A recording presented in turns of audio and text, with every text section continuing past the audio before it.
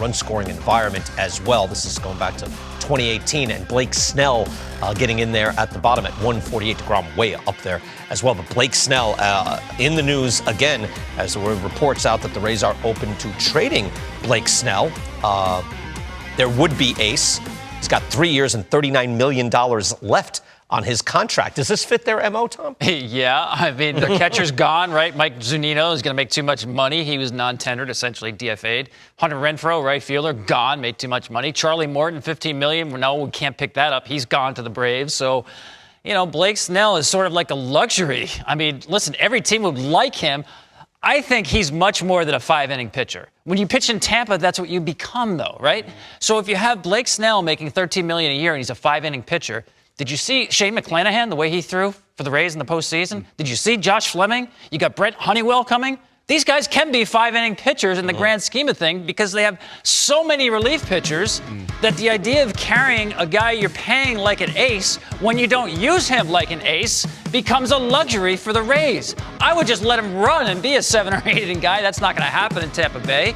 So put him on the market and see if you can get 3 players for him. But what they've done the last few years, and look, this year they were 40 and 20. The year before they won 96 games, they won 90, is you have those solid guys going if it's not the traditional 7 or 8. But you have kind of 2 or 3 days locked in, and then you can get cute as heck on those other days, right? We're going to bullpen this day, we're going to tandem start that day. But you start with that foundation. That's why I think they would be loath to do it unless they feel like, and they have done this before, Ronnie, where it's like, hey, sell before it becomes a thing, right? Sell early. That's right. I think, you know, what we think is common Rays practice, they're probably on to the new thing when you think about it. And I thought the same way. They can have those openers, although they didn't have a lot of openers last year in a 60-game season as they did the year before. But you can have those openers if you have those 3 solid guys. Now, they've done this in the past, right, with Shields and Price and Archer, guys that had remaining years on the contract. So they're not afraid to do this. And I'm with Tommy. I think, you know, you expect your best pitcher is going to at least pitch 2/3 of the game.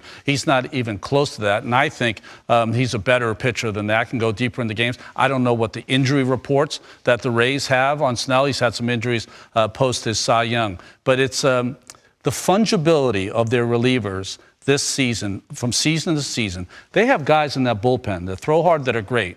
But if you look at their track record from the years prior, some guys were left on the scrap heap. Right. And they kind of took them and made them into these great relievers. Well, maybe they're starting to feel that with their young talent coming up and with so many free agent starting pitchers out there that are free agents, maybe that's where you go. You get some of these arms and let them get 15 outs, and we go right to the bullpen again. Yeah, let's take a look at who the Rays have out there. It's hard to really discern, but basically, because we did an examination, like, why are these guys beating the Yankees? Why are these guys winning? I mean, we know, you know, they're good, they're a dynamic team, but basically Kevin Cash utilizes 2 teams, right? He's got a platoon, he's got there's infielders and outfielders.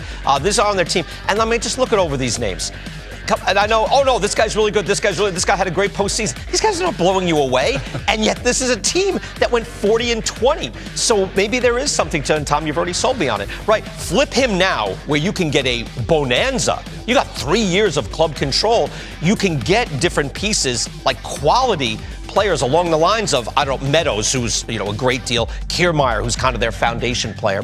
I guess you can get a bunch of those guys if you trade Blake Snell. Well, and I think, you know, Ronnie touched on the fact that, you know, there would be some free agent pitchers out there in future years, but this year it's kind of suppressed, right? There's not, you've got Bauer, and then you take a pretty decent step down to Odorizzi. Right. So when you're looking at the market, the Rays might be saying, okay, well, there's not a whole lot out there, especially big names. If we throw a big name out there, what can we get for him? What do you think a team would be willing to give up in this offseason for that kind of? And his deal is, I mean, 3 years, $39 million for a guy who won a Cy Young and is still fairly young and can potentially go out there and give you 200 innings. Hasn't done it yet because the Rays haven't allowed it. Only 180 is his Cy Young year. But look, this is a guy who can really be a difference maker. So, and the market's right. Let's put him out there and see what happens. Get a bite, and we might be able to get 3-4 big name prospects. That Archer deal to me, I played against a couple of those guys in Glasnow and Meadows in the minor leagues before they came up, and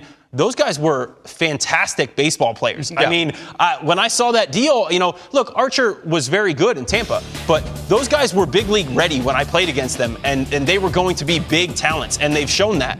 And to me, that deal, that's what they're looking for. They're looking for a deal like this where they can get guys who are young, controllable, but are big league ready. And I think Blake is the type of person you can get that for. You rarely get a deal like that again in your lifetime as a GM, where you get like, what? No, those were blue chip guys ready to go. Well, we know Snell's not going to the Pirates. We know that for sure. But it's not really about openers, though, Brian. Again, it's about they limit exposure for their pitchers because they have so many of them. Don't forget, this year they had a lot of injuries to pitchers. Yeah. Poche, McKay, Beeks, all these guys went down. Chirinos, they're coming back next year. So the inventory of arms allows them to turn their starters not into openers, 5-inning pitchers, twice around the lineup. That's it. Do we have guys in Honeywell, Fleming, McClanahan who can do that? Yeah, they can. And they can pay him $575,000 instead of $13 million.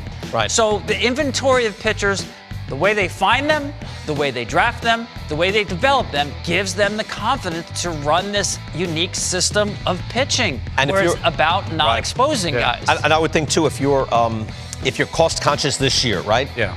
You meant to your point, Anthony, $13 million a year, that's very affordable for a big shot. For a big shot. Big shot, right? And you take it on, it's like, all right, I hope we get 190 innings for $13 million. You're getting, primo production. That's worth doing. And I hate to throw a name out there because it makes them queasy probably at home, but imagine if you coupled with Wander Franco coming.